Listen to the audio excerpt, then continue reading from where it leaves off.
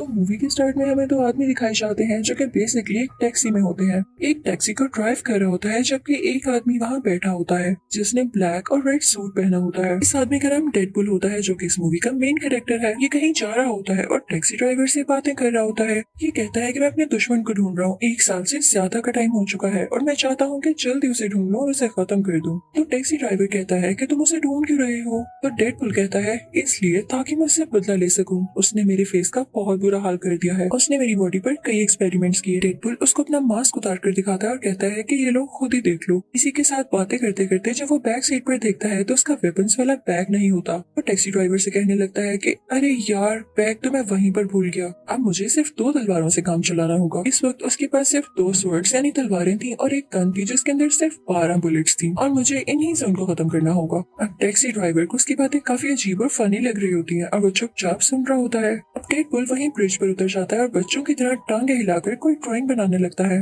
वो ऐसे ड्रॉ कर रहा होता है कि वो अपने दुश्मन को कैसे मारने वाला है कि तभी उसको वहाँ पर अपने दुश्मन की गाड़ियां नजर आती हैं। वो फौरन से उतर जाता है और उसके गन में जितनी भी बुलेट्स होती हैं उनसे उनके साथियों को मार डालता है। ये सीन काफी मजेदार है। उनकी गाड़ियां रोल होते हुए गिरती हैं। यहाँ हम पर रिवील होता है कि डेडपुल के दुश्मन का नाम फ्रांसिस होता है। वो काफी बड़ा विलन था, काफी बुरा आदमी था। अब ये खबर मशहूर हो जाती है, हर जगह ये बात फैल जाती है कि डेडपुल और फ्रांसिस में लड़ाई हो रही है। ये न्यूज टीवी पर भी आती है। फिर हम घर में एक जॉइंट आदमी को देखते हैं जो कि स्टील का बना हुआ लग रहा था। उस आदमी को ये न्यूज देख के काफी गुस्सा आता है। वो एक टीनेजर लड़की को बुलाता है जिसके काफी छोटे बाल थे और वो दोनों गुस्से में डेडपुल से मिलने जाते हैं। अब यहाँ हमें पास्ट की स्टोरी दिखाई जाती है जबकि डेडपुल एक नॉर्मल इंसान था। वो अभी डेडपुल नहीं बना था। उसका नाम वेड होता है। वो सीधा एक बार में जाता है जहाँ पर उसका दोस्त भी होता है और वहाँ पर किसी जॉइंट आदमी की किसी दूसरे आदमी के साथ लड़ाई हो रही होती है। तो वेड ये देख कर एंजॉय कर रहा होता है। तभी वेड के पास एक लड़की आती है जिसका नाम वैनेसा होता है। वो वेड से आकर बातें करने लगती है और उसको काफी पसंद करने लगती है। अब आहिस्ता आहिस्ता इन दोनों में दोस्ती हो जाती है। अब इनको एक साथ 1 साल हो चुका था,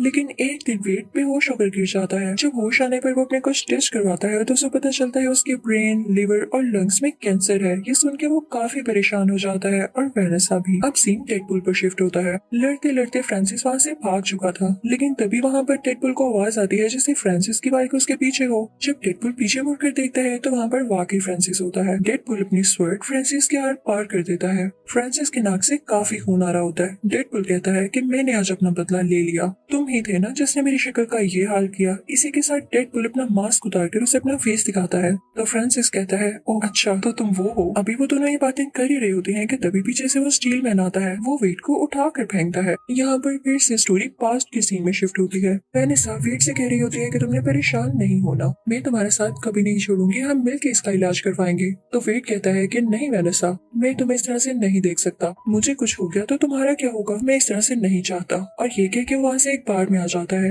वो अपने उसी दोस्त के पास आकर बैठता है तो उसका दोस्त उसे कहता है कि यहाँ एक आदमी काफी देर से तुम्हारा इंतजार कर रहा है, जाओ मिलो उससे जाकर। और डेडपुल जब उससे जाकर मिलता है तो आदमी डेडपुल से कहता है कि मैं जानता हूँ कि तुम्हें एक डिसीज है और तुम उसका इलाज करवाना चाहते हो, इसमें मैं तुम्हारी हेल्प कर सकता हूँ, लेकिन साथ एक और बात, मैं तुम्हें सुपर पावर्स भी दे सकता हूँ। तो डेडपुल कहता है कि नहीं, मुझे एक नॉर्मल इंसान की तरह जिंदगी जीनी है, मैं इसमें इंटरेस्टेड नहीं। और ये कहकर वो वहाँ से आ जाता है। अब यहाँ से सीन दोबारा से प्रेजेंट में आता है और वो स्टील मैन डेडपुल से कह रहा होता है कि तुम्हारे साथ मसला क्या है, तुम अपनी पावर्स का गलत यूज क्यों कर रहे हो। तो डेडपुल स्टील मैन से कहता है कि मुझे मत सिखाओ, जिसने मेरे साथ बुरा किया मैं उससे बदला जरूर लूंगा। तभी वो टीनेजर डेडपुल से कहती है कि पीछे देखो। और जब डेडपुल पीछे देखता है तो फ्रांसिस वहाँ से भाग चुका होता है। डेडपुल को स्टील मैन पे काफी गुस्सा आता है और वो उसे मारने लगता है कि अगर तुम मुझे अपनी बातों में ना लगाते तो वो यहाँ से ना भागता। डेडपुल स्टील मैन को मारने लगता है, लेकिन क्योंकि वो बहुत ज्यादा हार्ड होता है तो स्टील मैन की दोनों रिस्ट यानी बाजू और एक टांग टूट जाती है। तो स्टील मैन उसे कहता है यार तुमने मेरा दिमाग खराब कर दिया है। उसे काफी जोर से हिट करता है जिससे डेडपुल दूर जाकर गिरता है और फिर उसकी रिस्ट अपने हाथ के साथ बांधकर उसे कहीं ले जाता है।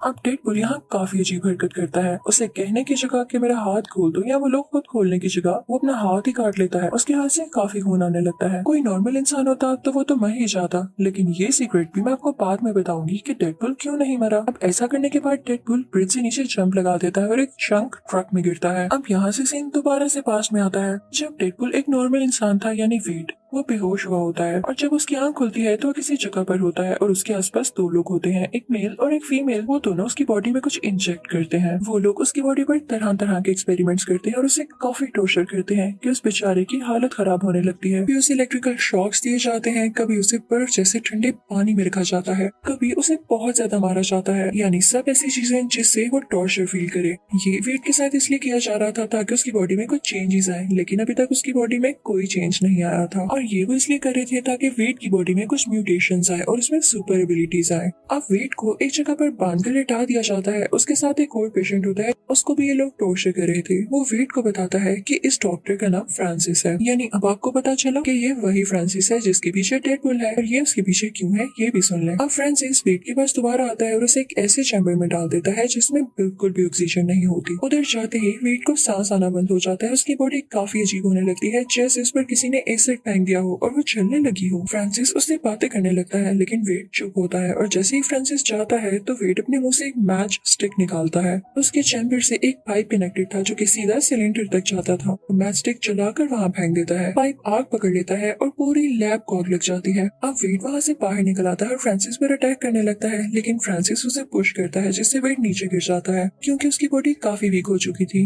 दोनों में बहुत लड़ाई होती है, लेकिन वेट उसका सामना नहीं कर पाता। फ्रांसिस एक रोड उठाता है और वेट की आर पार कर देता है। दूसरी तरफ लैब जल रही होती है और उसके कुछ हिस्से जल जल कर नीचे गिर रहे होते हैं। फ्रांसिस तो वहाँ से भाग जाता है, लेकिन वेट अभी तक वहीं था। अब कई घंटे गुजर जाते हैं, आग तो थम चुकी थी लेकिन पूरी बिल्डिंग राख में बदल चुकी थी। बेचारा वेट भी उसी राख के नीचे दबा हुआ था, और जब वो राख से बाहर आता है तो वो काफी हैरान होता है कि मैं अभी तक मरा क्यों नहीं। असल में बात ये थी कि उसकी बॉडी में म्यूटेशंस आ चुकी थी और उसमें अब काफी ज्यादा सुपर एबिलिटीज थी कि वो अपनी बॉडी का कोई भी पार्ट हील कर सकता था। वो इमॉर्टल हो चुका था, लेकिन इसका बुरा असर ये हुआ था कि उस बेचारे की सारी बॉडी जल चुकी थी, जैसे आपने पहले देखी। अब वेट को वेनेसा की फिक्र हो रही होती है कि वो बेचारी मुझे ढूंढ रही होगी, तो वो सीधा वहाँ से वेनेसा के पीछे जाता है। लेकिन रास्ते में सब लोग उसे काफी बुरी तरह से घूर रहे होते हैं, जैसे वो काफी अजीब दिख रहा हो, क्योंकि वेट को तो नहीं पता था कि अब उसकी शक्ल कैसी दिख रही है, क्योंकि वो वहाँ से डायरेक्ट यहाँ वेनेसा के पीछे आ चुका था। इतनी ही देर में वेनेसा बिल्डिंग के अंदर चली जाती है, और जब वेट बाहर शीशे में अपना फेस देखता है तो काफी दुखी हो जाता है। वो अपना फेस देख के कहता है कि वेनेसा मुझे कभी एक्सेप्ट नहीं करने वाली। वहाँ से वेट सीधा उस बार में जाता है जहाँ पर उसका दोस्त होता है। वो अपने दोस्त से कहता है कि देखो मेरी शक्ल का क्या हाल हुआ, अब वेनेसा मुझे कभी नहीं बुलाने वाली। तो उसका दोस्त कहता है कि वाकई अब इसका क्या हाल है।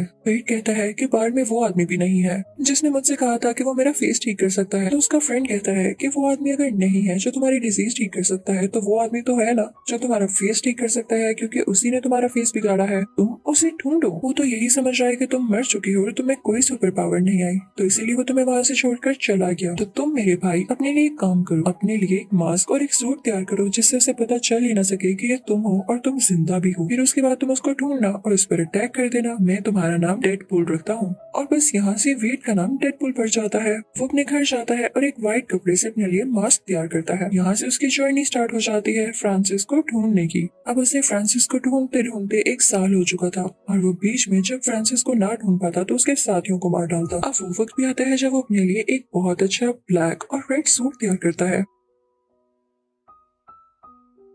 अब फाइनली वो दिन आ जाता है जब डेडपूल को खबर मिलती है कि फ्रांसिस कहाँ हो सकता है। उसे वहाँ पर वही आदमी मिलता है जिसने उसे कहा था कि उसकी डिजीज ठीक कर सकता है। तो डेडपूल समझ जाता है कि इसका जरूर फ्रांसिस से कोई ना कोई लिंक है। वो उससे गुस्से से पूछता है कि कहाँ है फ्रांसिस। तो वो बेचारा आदमी डर जाता है और उसे बता देता है। अब सीन वहीं पर शिफ्ट हो जाता है जब हमें मूवी की स्टार्टिंग में दिखाया गया कि डेडपूल टैक्सी ड्राइवर के साथ कहीं जा रहा होता है। अब पास्ट और प्रेजेंट के सीन्स मर्ज हो जाते हैं और रियल स्टोरी यहीं से स्टार्ट होती है जहाँ पर डेडपूल उस जंग ट्रक में गिर चुका था। अब डेडपूल को होश आ जाती है, और जहाँ पर वो जंग ट्रक रुकता है ये देख के डेडपूल काफी हैरान हो जाता है, क्योंकि वो किसी बूढ़ी औरत का घर था जो उसके साथ लॉन्ड्री में आया करती थी। जब डेडपूल यानी वेट कपड़े धोने आता था, उसी बूढ़ी औरत ने वेट को एक सजेशन दिया था कि तुम अपना सूट ब्लैक और रेड कलर में तैयार करो। उन दोनों में काफी दोस्ती हो गई हुई थी कि वो बूढ़ी औरत ब्लाइंड होती है और वो वेट की शक्ल नहीं देख पाती, लेकिन यहाँ वेट उस बूढ़ी औरत को खुद ही बता देता है कि मेरे साथ क्या क्या हुआ। और यहाँ हम पर यह भी रिवील होता है कि जब वेट यानी डेडपूल का कोई बॉडी पार्ट कट जाए तो वो दोबारा से हील करके रीग्रो हो जाता है।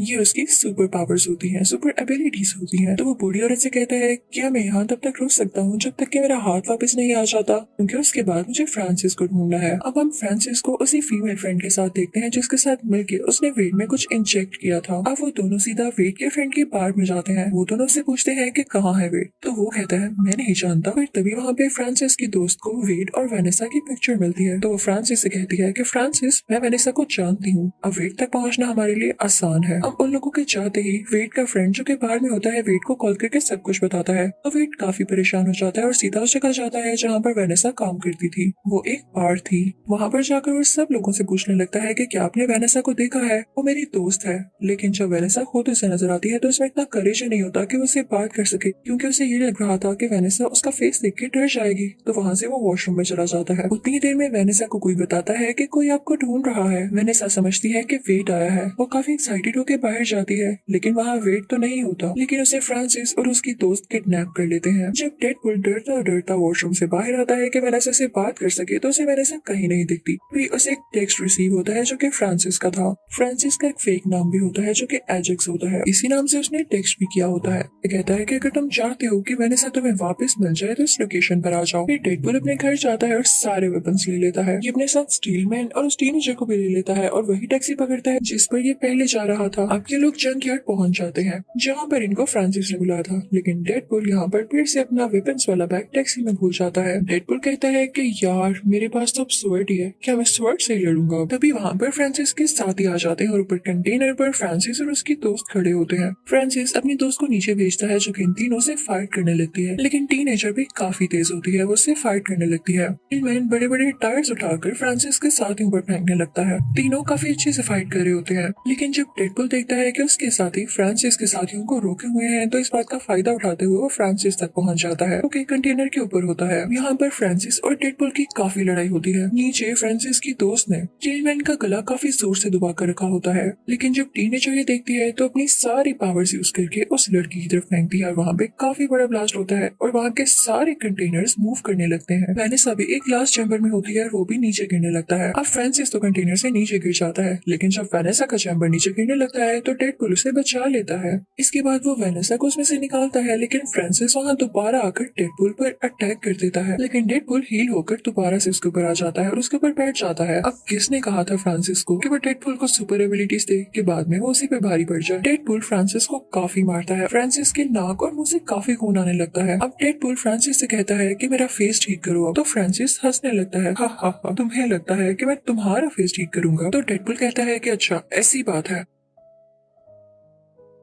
इसी के साथ वो अपनी एक छोटी सी गन निकालता है और उस पर शूट करने वाला होता है कि तभी पीछे से स्टील मैन की आवाज आती है। वो उसे कहता है डेडपूल तुम अपनी पावर्स का गलत यूज करोगे, तुम एक हीरो हो, तुम ऐसा नहीं कर सकते। लेकिन डेडपूल उसकी बात नहीं सुनता, वो फ्रांसिस के फेस पर शूट कर देता है। स्टील मैन बाहर से जितना ह्यूज और पावरफुल दिखता था, अंदर से वो बेचारा उतना ही डरपोक था। उसे ये सीन देख के वॉमिटिंग होने लगती है। अब इस सब के बाद वेनेसा डेडपूल के पास आती है और उसे पंचेस मारने लगती है। तो डेडपूल उसे कहता है कि ठीक है मार लो, मैं जानता हूँ तुम राइट पर हो और तुम्हारा मुझे पंचेस मारना बनता भी है, लेकिन मैं तुम्हें एक चीज दिखाऊंगा, उसके बाद तो मुझे एक्सेप्ट ही नहीं करोगी। तो वेनेसा कहती है कि ऐसी भी क्या बात है। डेडपूल उसे कहता है कि मेरा फेस मास्क उतार के देखो, तुम्हें खुद ही पता चल जाएगा। तो वेनेसा उसका मास्क उतारती है, उसके नीचे एक और प्रिंट होता है। जब वेनेसा उसे हटाती है तो वहाँ पर डेडपूल का रियल फेस होता है जो कि काफी जला हुआ था। वेनेसा उसका फेस देख के कहती है कि क्या बुरा है इसमें, तुम्हारी आंखें नाक मुंह सब कुछ तो ठीक है, स्किन का इशू है तो वो सबको होता है, हर किसी की स्किन वैसे भी फ्लॉलेस नहीं होती, मुझे जल्द ही इसकी आदत हो जाएगी, लेकिन मैं तुम्हें छोड़कर नहीं जाने वाली। दोनों बहुत खुश होते हैं,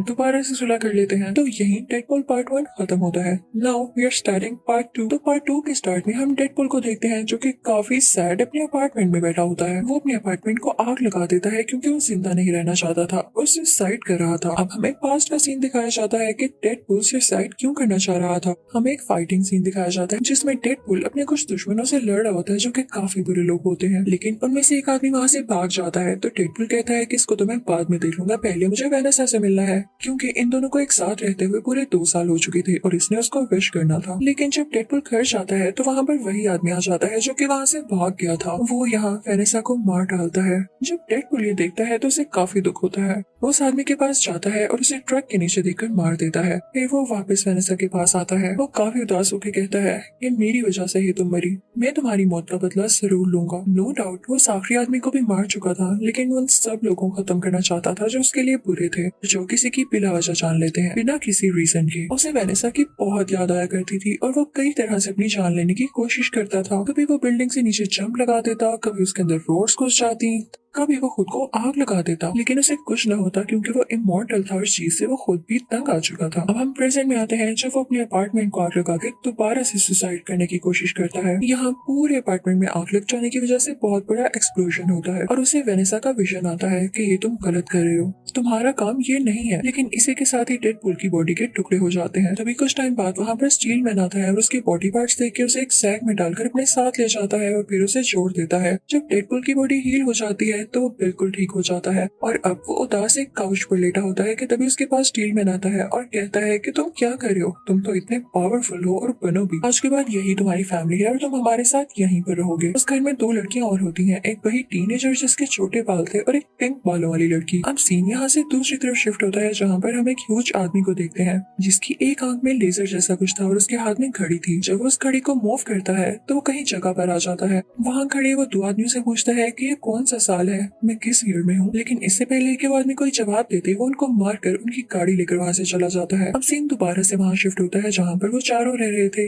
यानी डेडपुल, स्टील मैन, पिंक बालों वाली लड़की और वो टीनेजर। ये सब अपनी टीम को एक्स मैन की टीम कह रहे होते हैं। अब टीनेजर स्टील मैन से कह रही होती है कि आपको बहुत ट्रस्ट है ना डेडपुल पर, मुझे तो डेडपुल बिल्कुल भी कंसिस्टेंट नहीं लगता है, ये कुछ भी ठीक से डिसाइड नहीं कर पाता, कभी सुसाइड करने की ट्राई करता है और कभी कुछ ज्यादा इमोशनल हो जाता है। तो डेडपुल फौरन से बोल पड़ता है कि तुम लोग परेशान नहीं हो, मैं खुद को ठीक करूंगा, मैं जितने दिन इस घर में रहा मैंने बहुत कुछ सीखा और हम बहुत अच्छी एक्समैन टीम बनेंगे।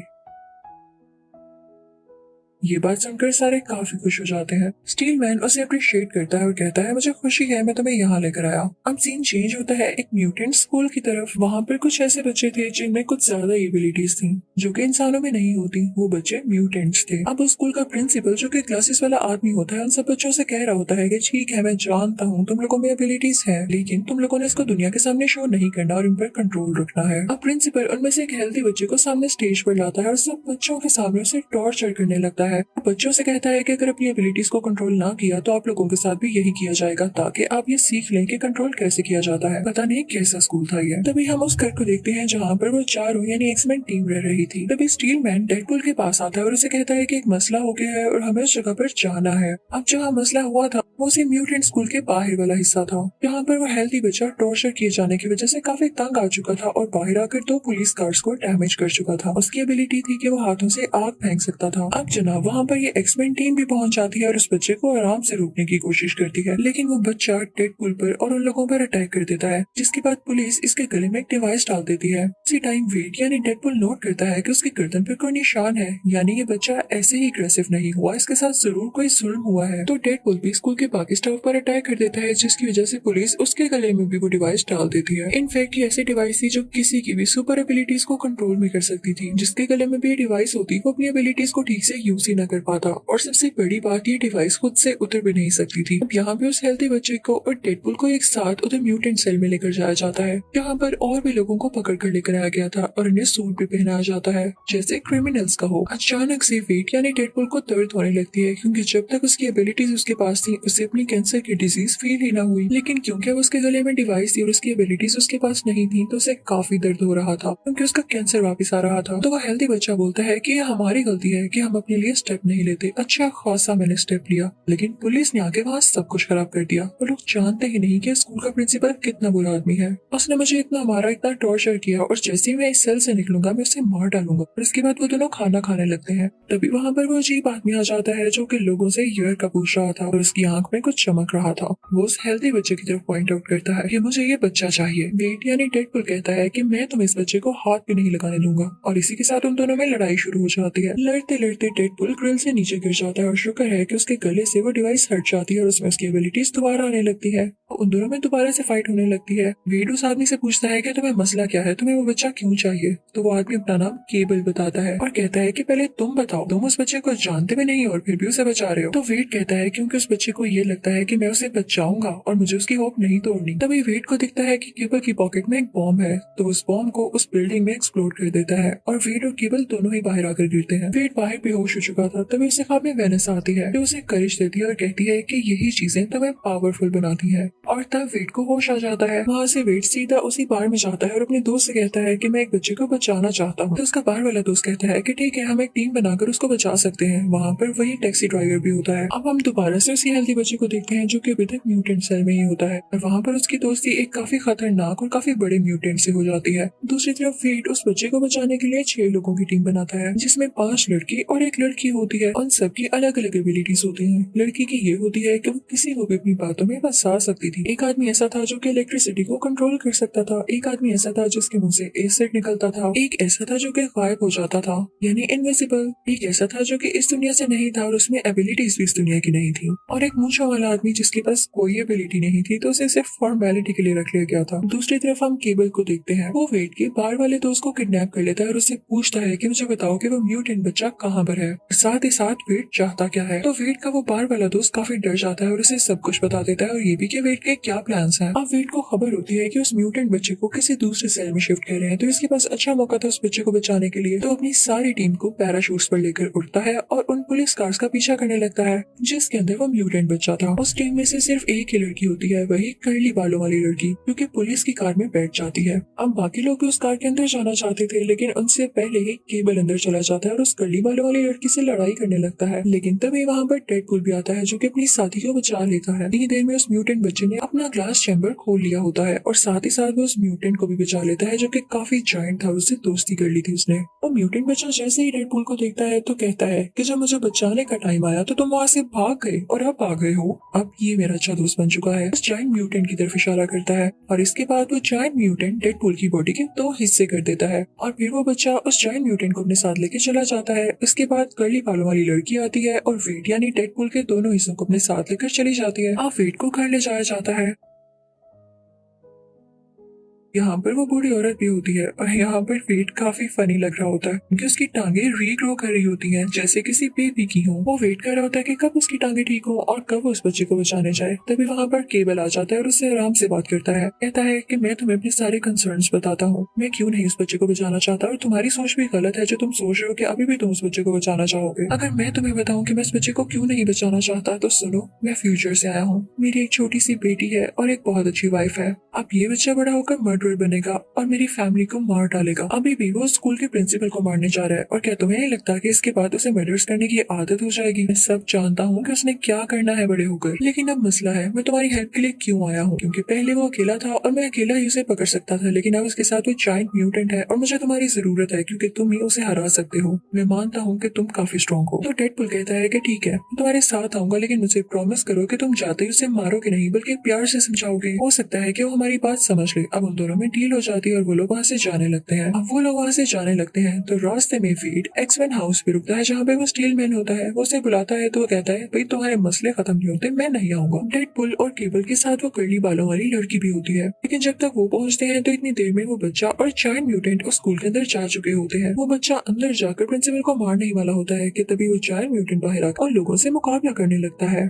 लेकिन वेड, केबल और वो कर्ली बालों वाली लड़की मिलकर भी उस जायंट म्यूटेंट का कुछ नहीं बिगाड़ पा रहे थे। अभी वहाँ पर स्टील मैन आ जाता है, यानी था वो भी दिल का अच्छा करना चाहता था वो मदद, लेकिन उसमें सेल्फ रिस्पेक्ट थोड़ी ज्यादा थी जो कि अच्छी बात भी है। वो आकर उस जायंट म्यूटेंट से लड़ने लगता है और कर्ली बालों वाली बच्ची स्कूल के अंदर चली जाती है ताकि उस बच्चे को रोक सके। वो अंदर जाकर पहले तो सारे बच्चों को वहाँ से बाहर निकालती है। अब केबल और डेडपूल उस बच्चे के पास आते हैं। बाहर स्टील मैन के पास वो टीनेजर भी आ जाती है और वो दोनों मिलकर उस जायंट म्यूटेंट को मार डालते हैं। अब वो बच्चा प्रिंसिपल को अंदर मारने ही वाला था, तो ये देखते हुए केबल उस बच्चे को मारने लगता है, लेकिन डेडपूल उसे रोकता है कि तुमने कहा था कि हम इसे समझने का एक मौका जरूर देंगे, इसे एक चांस देंगे। अब डेडपूल उस हेल्दी बच्चे को समझाने लगता है कि देखो, अगर तुम प्रिंसिपल को इसलिए मार रहे हो कि वो तुम लोगों को टॉर्चर करता है, तो तुम भी उसे मारने के बाद एक मर्डरर बन जाओगे और कोई तुम्हें अच्छा नहीं समझेगा। तो उसमें और तुम में फर्क क्या रह जाएगा। इसी के साथ उस बच्चे की तरफ बढ़ता है और उसे कहता है कि मैं तुम्हें हमेशा से बचाना चाहता था, इसीलिए तो यहाँ पर आया हूँ। लेकिन उस बच्चे को डेडपूल की बातों पर यकीन नहीं आता। अपने हाथों से आग निकालता है और उसे जोर से पुश करता है जिससे वो दूर जाकर गिरता है। अब डेडपूल जब गिरता है तो उसे काफी दुख होता है। वो अपने गले में वही डिवाइस पहन लेता है। हेल्दी बच्चे से कहता है कि ठीक है, अगर तुम्हें शक है कि मैं तुम्हें कोई नुकसान पहुंचाऊंगा तो ठीक है, मैंने डिवाइस पहन ली, मेरी सारी एबिलिटीज खत्म हो गई, अब मैं मर सकता हूँ तो तुम मुझे मार लो। लेकिन केवल इसी के साथ ही उस बच्चे को शूट करने लगता है और वो गोली चला देता है। लेकिन तभी बीच में डेडपूल आ जाता है, गोली उसको लग जाती है। यहाँ पर हेल्दी बच्चा फौरन से वेट के पास भाग कर आता है और उसे सॉरी करता है, लेकिन अब काफी देर हो चुकी थी। अब क्योंकि वेट यानी डेडपूल के गले में डिवाइस थी तो उसके बॉडी पार्ट सील नहीं हो सकते थे और इसी के साथ वो मर जाता है। मरने से पहले वो सबसे कहता है कि अगर मुझसे कोई गलती हो गई हो तो माफ कर देना, मेरा तुम लोगों के साथ अच्छा टाइम गुजरा। मरने के बाद वो वेनेसा के पास पहुंच जाता है तो वेनेसा उसे गले से लगाकर कहती है कि तुम इतनी जल्दी आ गए, अभी तो दुनिया को तुम्हारी जरूरत थी, तुम वापस एक्समैन टीम में जाओ। उधर केबल को भी काफी दुख हो रहा होता है कि उसने क्या कर दिया। वो अपनी वॉच को मूव करने लगता है, इससे टाइम रिवर्स हो जाता है और ये उसके पास आखिरी चांस था जो कि उसने अपनी बीवी और बेटी से मिलने के लिए रखा था। टाइम वहीं पर आ जाता है जहाँ पर डेडपूल को गोली लगने वाली होती है। गोली उसे वहीं पर लगती है जहाँ पर उसकी पॉकेट में कॉइन होता है और लकीली वो बच जाता है। तो डेडपूल अब केबल से कहता है कि तुमने मेरी खातिर अपना आखिरी चांस क्यों जाया किया। तो केबल कहता है जैसे तुमने मेरी हेल्प की वैसे ही मैंने तुम्हारी हेल्प की, तुमने इस बच्चे को मर्डर करने से रोक लिया, इसका मतलब बड़ा होकर ये मेरी बेटी और मेरी बीवी का भी मर्डर नहीं करेगा, तो मेरी फैमिली सेफ है। मैं यहाँ कुछ देर इंतजार करूंगा और अपनी फैमिली के पास वापस चला जाऊंगा। वो सारे लोग वहाँ से जाने लगते हैं। तभी पीछे से स्कूल का प्रिंसिपल आता है और उन्हें बुरा भला कहने लगता है, उनको ब्लैकमेल करता है कि मैं तुम्हें मार दूंगा। तभी टैक्सी ड्राइवर वहाँ पे आता है और कहता है कि तुम मारोगे हमें। इसी के साथ वो अपनी टैक्सी उसके ऊपर चला देता है, कहता है कि ये लो, मैंने तुम्हें मार दिया। अब मूवी की लास्ट सीन में हम देखते हैं कि केबल की वॉच को टीनेजर और वो पिंक बालों वाली लड़की ठीक कर देते हैं और फिर बाद में उसको वेट भी यूज करता है वेनेसा से मिलने के लिए। इसी के साथ ये मूवी यही एंड हो जाती है। Thank you for watching.